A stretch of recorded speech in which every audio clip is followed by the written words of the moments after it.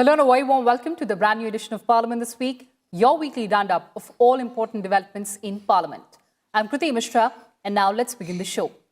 Lok Sabha Speaker Om Birla chaired a review meeting on construction of the new Parliament House on Friday. The construction of the new building will commence in December 2020 and is likely to be completed by October 2022. A monitoring committee to oversee the day-to-day execution of the construction work of the new building will also be constituted.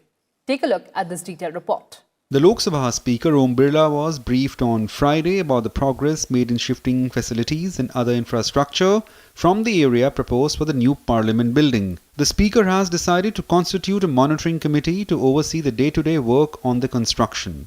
The monitoring committee will have officers of the Lok Sabha Secretariat, the Ministry of Housing and Urban Affairs, CPWD, NDMC, and the architect or designer of the project. Reviewing the progress of the project, Speaker Birla emphasized smooth coordination between various agencies on a regular basis. He said there should be no compromise in quality control and timely completion of work. Also discussed at the meeting was barricading plan and measures to control the air and noise pollution during the construction process. Speaker Birla was briefed about the proposed movement plan of VIPs, MPs and staff during the construction period. Existing Parliament House building is also being suitably retrofitted to provide more functional space for parliamentary events along with the new building. The new building will have separate offices for the members of Parliament. Members will have wider, bigger and more comfortable seats equipped with digital interface in the chambers. Measures will be taken to promote a paperless office. The new building will also have a grand constitutional hall that will house, among other things, the original copy of the Constitution and digital displays for showcasing India's democratic heritage. Visitors will be given access to this hall to help them appreciate India's journey as a parliamentary democracy. The new building will also have an MP's lounge, a library, 6 committee rooms, dining areas and a parking space. Kriti Mishra's report, Rajya Sabha TV. And moving on now, the notification for elections to 10 Rajya Sabha seats in Uttar Pradesh and 1 in Uttarakhand was issued on October 20th. Polling for these seats will be held on 9th of November.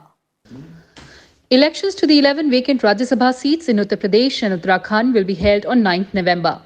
October 27th is the last date for filing nominations and 2nd November is the last day for withdrawal of candidature. Of the 11 seats, 10 Rajya Sabha seats are in Uttar Pradesh and 1 in Uttarakhand. Counting of votes will take place on 9th November from 5 p.m. onwards. The members from Uttar Pradesh whose term ends on 25th November include BJP's Neeraj Shekhar, Arun Singh, Union Housing and Urban Development Minister Hardeep Singh Puri, Samajwadi Party's Ram Gopal Yadav, Dr. Chandrapal Singh Yadav, Ravi Prakash Verma and Javed Ali Khan, BSP's Veer Singh and Raja Ram, and Congress's PL Punya from Uttar Pradesh will end. The term of Congress member Raj Babbar, who represents Uttarakhand in the upper house, also ends in November. Kriti Mishra, Rajya Sabha TV. Let's take a look at the parliamentary committees. So the Joint Committee on the Personal Data Protection Bill 2019 held its meeting on Friday. Oral evidence by the representatives of Facebook India Online Services Private Limited on the Personal Data Protection Bill was on the agenda. Take a look at this detailed report. The Joint Committee on Personal Data Protection Bill 2019 met on Friday. Facebook's India Policy Head Ankhi Das and its Managing Director for India, Ajit Mohan, appeared before the committee. The panel has also summoned officials of Twitter for a hearing on 28 October. Google and Paytm representatives have been called on 29 October.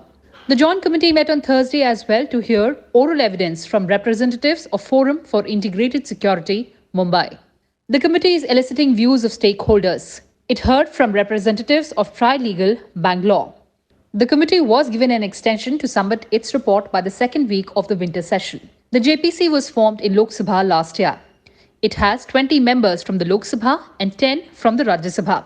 The committee is headed by Lok Sabha BJP MP Meenakshi Lekhi. The Personal Data Protection Bill 2019 was introduced in Lok Sabha by the Union Minister Ravi Shankar Prasad on December 11, 2019. The bill seeks to protect personal data of individuals and establishes a data protection authority. The bill governs the processing of personal data by the government, companies incorporated in India, and foreign companies dealing with personal data of individuals in India.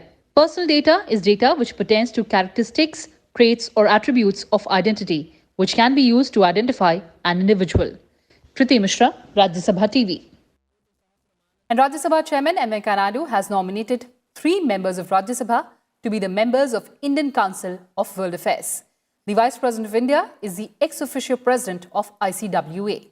It is devoted exclusively for the study of international relations and foreign affairs.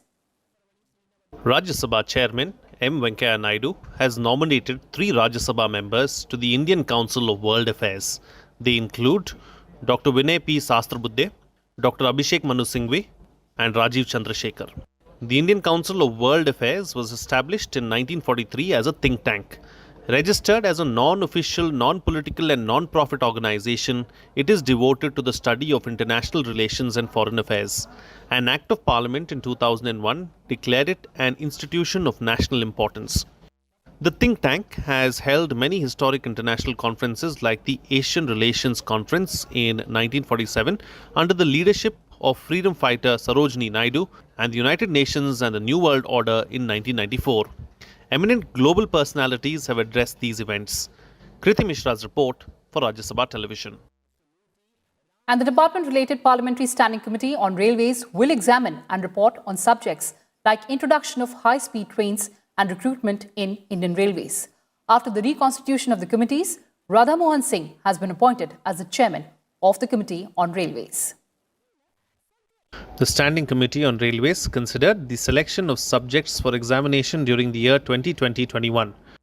Topics for its examination include expansion of rail network, passenger amenities including modernization of railway stations, protection and usage of surplus railway land, last mile port connectivity with Indian Railways, dedicated freight corridor projects of Indian Railways, introduction of high-speed trains, passenger reservation system of Indian Railways, recruitment in Indian Railways, national projects and strategic lines of Indian Railways, digitization in Indian Railways, corporate social responsibilities related activities of PSUs of Indian Railways, suburban train services of Indian Railways, performance of production units of Indian Railways, safety measures in railway operations, reconstitution and restructuring of railway zones, modernization and capacity utilization of workshops in Indian Railways, Rashtriya Rail Sanraksha Kosh, requirement, procurement and utilization of wagons by Indian Railways,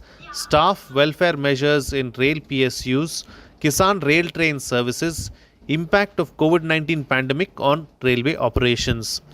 The committee considers the demands for grants of the Ministry of Railways and examines bills pertaining to the Ministry of Railways as referred by the Chairman Rajya Sabha or the Lok Sabha Speaker. It also considers the national basic long-term policy documents pertaining to railways that are presented in the House. Kriti Mishra's report for Rajya Sabha Television. And the department-related Parliamentary Standing Committee on Energy will examine and report on subjects like power tariff policy and performance of power plants of thermal and hydro sectors. After the reconstitution of the committees, Ranjan Singh has been appointed as the chairman of the Committee on Energy. The Standing Committee on Energy considered the selection of subjects for examination during the year 2020-21. Topics for the Ministry of Power include role of regulators in electricity sector, energy audit, integrated power development scheme, functioning of Power System Operation Corporation Limited in grid management, development of power sector, evaluation of power transmission system in matching evacuation demands, review of power tariff policy structure across the country, contribution of Central Electricity Authority in balanced development of electricity sector, operations of load dispatch centers and power exchanges, performance of power plants of thermal and hydro sectors, Deen Dayal Upadhyay Gram Jyoti Yojana, Pradhan Mantri Sehaj Bijli Har Ghar Yojana, role and significance of Ujjwal Discom Assurance Yojana in financial turnaround of Discoms, carbon footprints of power generation in India, delay in execution or completion of power projects by power sector companies, and development of coal blocks allocated to power sector companies.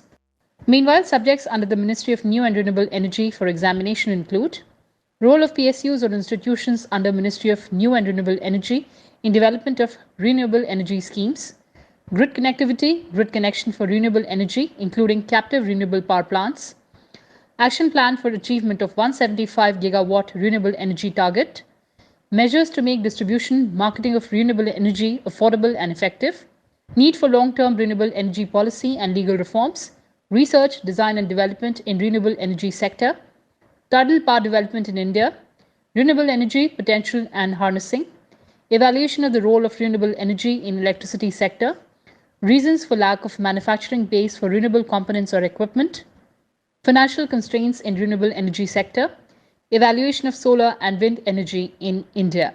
The Committee on Energy was first constituted in the year 1993. It is serviced by the Lok Sabha Secretariat. The committee scrutinizes matters related to Ministry of Power and Ministry of New and Renewable Energy and reports on the same to both houses of Parliament. Kriti Mishra, Rajya Sabha TV.